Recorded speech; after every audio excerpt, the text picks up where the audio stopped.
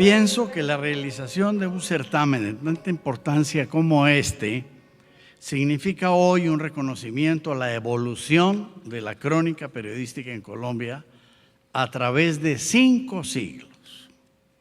Es que a partir del año 1500 empezaron a llegar a esta América hispana los primeros cronistas de Indias. Como resultado, América nació ante el mundo gracias a la crónica, que desde entonces es el género mayor de nuestro periodismo.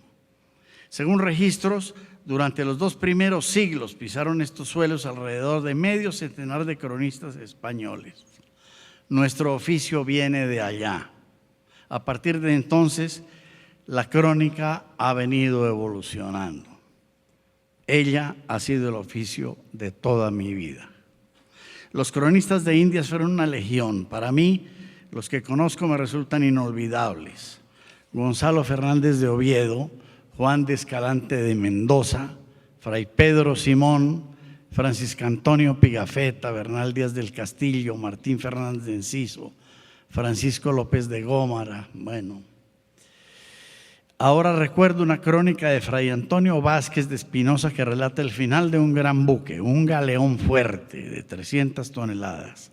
A su regreso a España, las ratas que llevaban a bordo, en parte como carne para el consumo, se produjeron de tal forma que finalmente perforaron el casco y frente a Cádiz el barco terminó en el fondo del mar. La crónica representa para nosotros un pasado periodístico insuperable. Para mí, el nuestro, el colombiano, es el más importante de América española. Hoy nos acompaña el famoso periodista estadounidense Gay Talesi.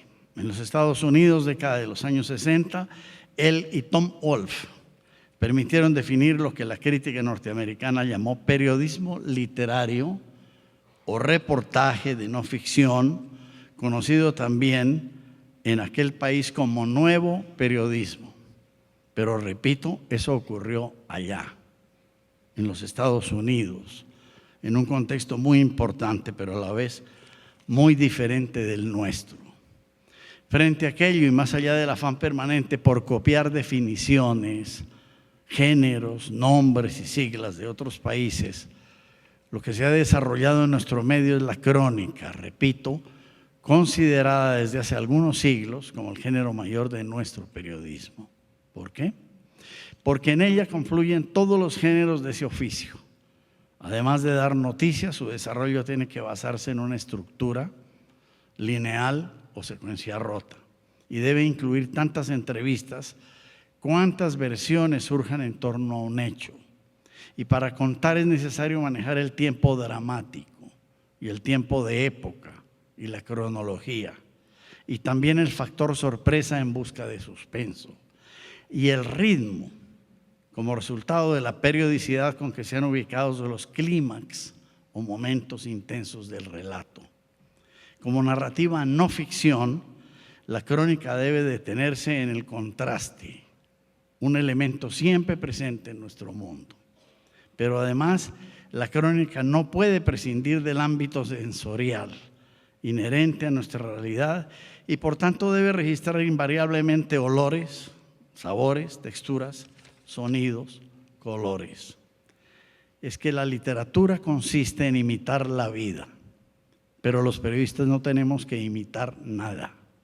Nuestro oficio es plasmar esa vida y para hacerlo resulta necesario conocer nuestro país, conformado por varias naciones culturales diferentes y desde luego saber cuanto sea posible sobre el ser humano que habita en cada una de ellas. En mi oficio, describir una travesía del Tapón del Darién era llevar al lector a un escenario de selva y pantanos poblados por cardúmenes de peces que en algunas zonas le transmiten a la superficie de las aguas su color azul, rojo o amarillo. Como telón de fondo siempre están los tonos de la vegetación. Al regreso de aquella travesía, complementé mi trabajo con el pintor David Mansur. Se trataba de darle el tono que exigía el relato y comencé por indagar acerca de colores, tonalidades, coloraciones, efectos. Inicialmente se trataba del verde. En aquellas jornadas había paseado la mirada de arriba abajo por la selva para registrar en mi memoria los cambios de luces y tonalidades según las diferentes alturas de la vegetación. Y combinando la experiencia personal con la del maestro, escribí: la gran vegetación es verde, arriba, en el contraluz, verde manzana, verde lechuga, verde turquesa, verde savia. Pero a medida que uno continúa bajando la vista, la luminosidad empobrece gradualmente y entonces la sinfonía va decreciendo. Verde musgo, verde oliva, verde montaña. Hace unos segundos hablaba del contraste como elemento de nuestra realidad. Una de las diferencias de aquel mundo de colores, del concierto permanente de las aves que cantan en forma diferente según las horas del día o de la noche, o con el sabor de las aguas según las plantas del pantano en cada zona, el contraste, digo, son las enfermedades del lugar. Como resultaba elemental hacer una simple lista de los males del Darién, busqué al profesor Mauricio Restrepo, investigador científico del Instituto Nacional de Salud, a quien le pregunté por los signos y los síntomas de aquellos males. Resultado, comillas, empiezas a sudar copiosamente, a sentir que te calcinas y luego te pones a temblar de frío y vas agarrando un color amarillo pálido, a veces verdoso, transparente. Afloran los huesos, estás flaco, débil y escuchas a toda hora, en todo momento, un tum, tum, tum, tum que te invade la cabeza y entonces te vuelves surumbático y te pones a blasfemar y más tarde a reír y a delirar. Es el paludismo.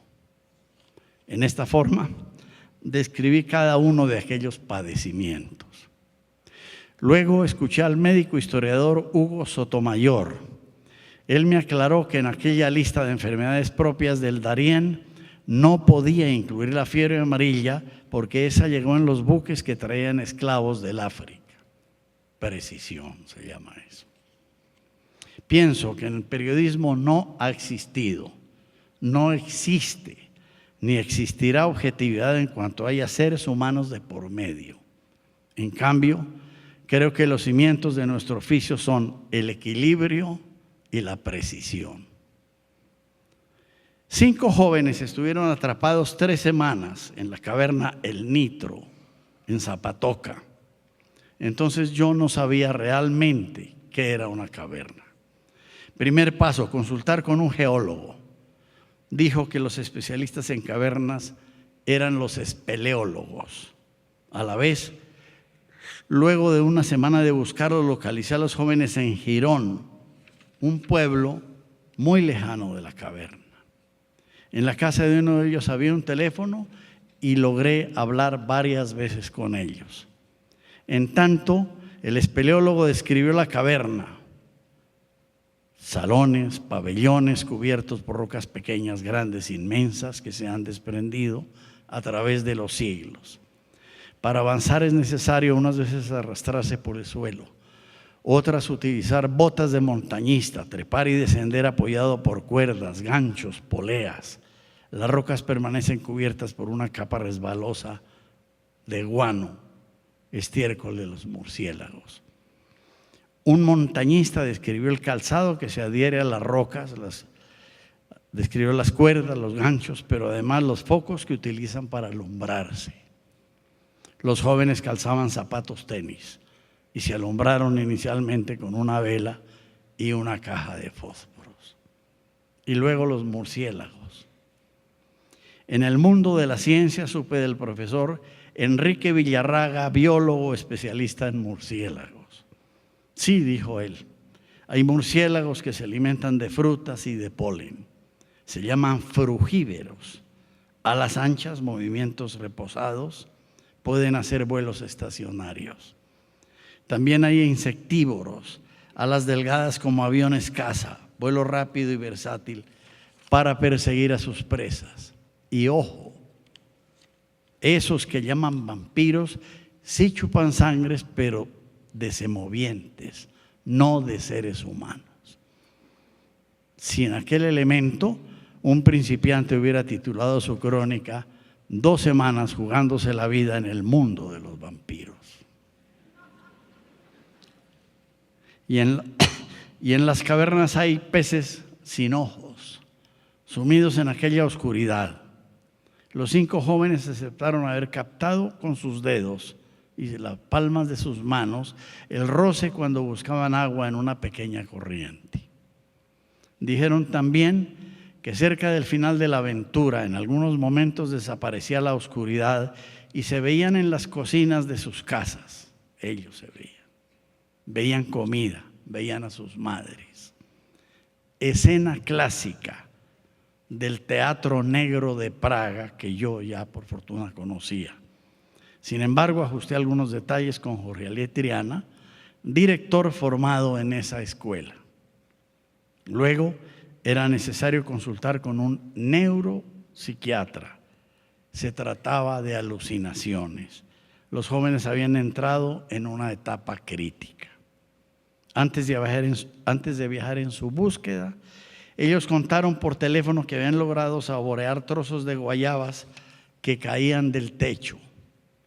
Luego constaté que la historia coincidía con una cosecha de esa fruta en la zona.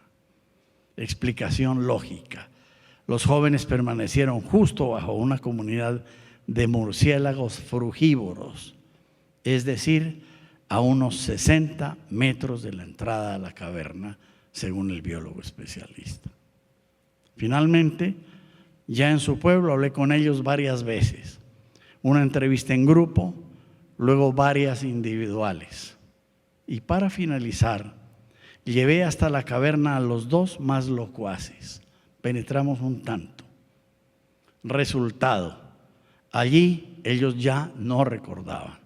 Estaban reviviendo su historia, pero en una forma intensa. Esta es la crónica, o una cara de la crónica que uno hace hoy en Colombia. Muchas gracias.